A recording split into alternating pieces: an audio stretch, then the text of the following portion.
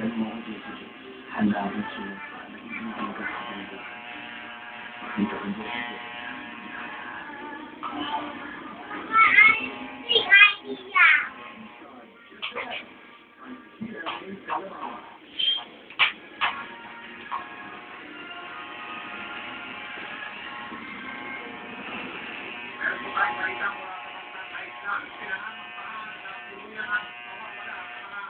Sir, yung po yung malaking tipak ng yelo sa susunod ayon sa mga eksperto, pangunahing dahilan ay tinatawag na global warming at ang matagal ng yelo.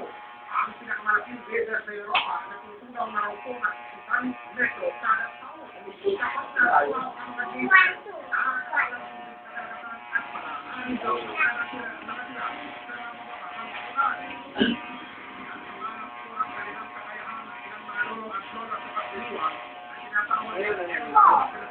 Ayaw pa rin yun.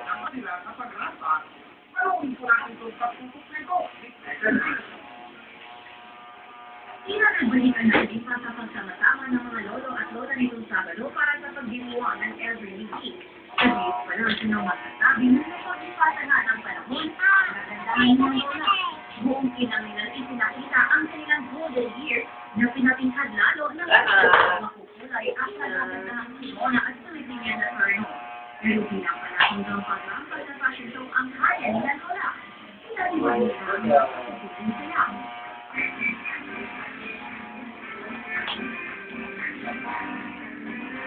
At kahit hindi sila